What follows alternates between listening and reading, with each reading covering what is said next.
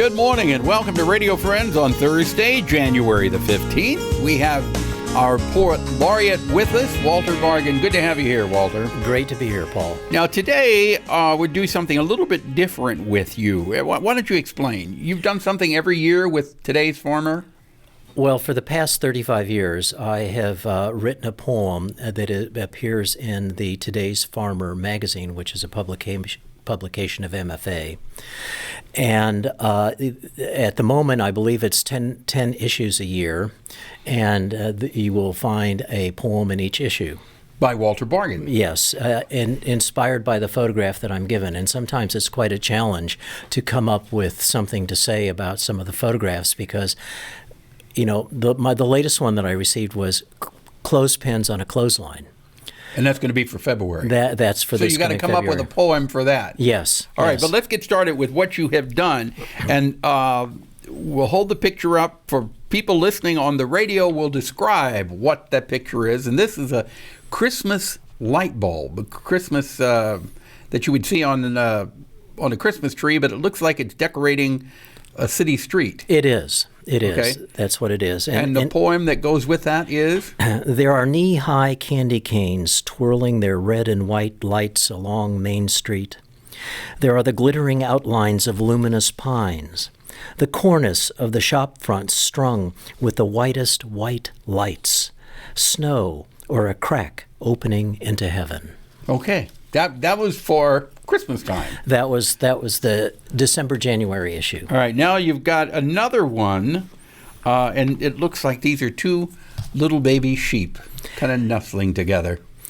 We want to believe the days are open to those who are young enough to know a field of new grass, to race across, to chase across, as if they could catch the sun.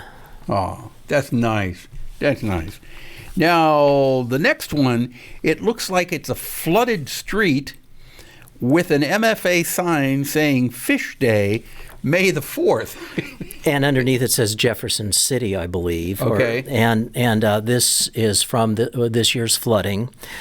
And this was the photograph, and I saw Fish Day, and I have no idea what it's about. And it turns out that Well, Fish Day is when they have special deals for you to buy a great many fish to stock your pond with. That's right. That's what this is about. Yeah. But the poem is about something more. Okay. The river has the right-of-way. Cornfields bend in a rising resignation in the green ripple of soybeans caught in current. Tractors and combines driven to higher ground in a rapture of abandonment.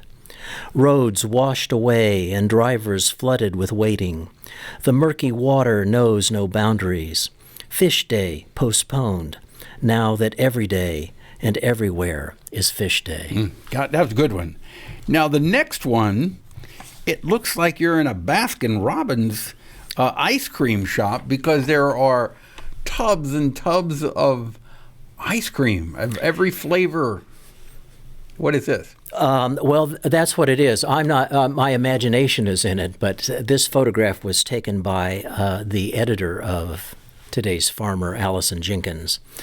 And what you see in the glass is a kind of ghostly figure of a child who's looking in at the ice cream. Okay. And so that plays a part in this. A quilt of ice creams to spoon your way through before you wake in the morning. A rainbow of endless exotic colors that melt into your mouth, but never the pot of gold at either end. Stained glass window that only lasts as long as it takes to lick through to see what's on the other sweet side. That's where the children wait. Their ghostly glass selves hover before towering cones of dazzling tastes. How do you... does it take you a while when you're looking at a photograph to come up with this, or is it something that just pops into your head? Sometimes it just pops into my head. Sometimes it takes me 6 or 7 versions. It takes a lot of time to condense the words down. So because this is so short, each one has to be kind of dazzling in a way. It has to be kind of a crystal facet that reflects back onto the reader, so they capture very quickly what is going on in the photograph. And how far in advance do you get the photographs that you have to write a poem for? Generally speaking, I'd say it's about a week.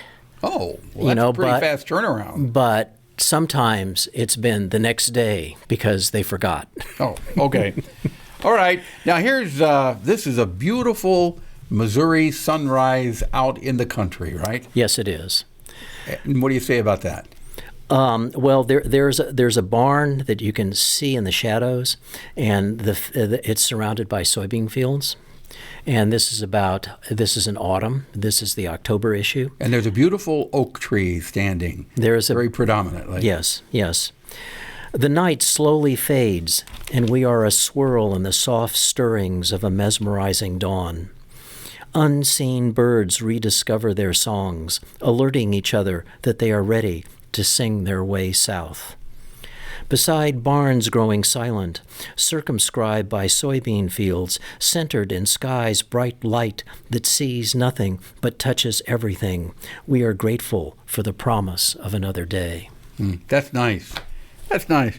Now, this last one had to have been, in my mind, the most difficult photo to come up with a poem for. These are grain bins, right? Or grain silos, drying bins? Yes, yes. Okay. And it was difficult to come up with this, and this took me a long time. Now, this is quite a structure because you can see it was shot from below, and they're looking up at the silos, and you can see the vents going in, the drying them. It's something out of a science fiction movie. Yeah, it is. It is. So this is what I wrote. Is this mathematics at work? Triangle, stepping up to the next triangle, keeping parallel lines parallel, as circle upon circle encircles a cylindrical sky. Is this Plato's perfect eternal forms that inspire our imperfect constructions? Or is this simply grain bins and dryers circumscribed by railings and walkways to oversee the year's harvest? Very good, Walter. Very good. These are all interesting pictures and interesting words that go together, and you've got several books with a lot of words in them. Yes. My latest book is Until Next Time, and it is available on Amazon and at Skylark, at Barnes & Noble and Yellow Dog. And from the trunk of your car, if they see you in the drive. That's right. All right, Walter Bargen, thank you so much for coming by. It's our pleasure always. Drop me an email, pepperp@missouri.edu, if there's something you'd like to hear or see. I'd love to hear from you. Bye-bye.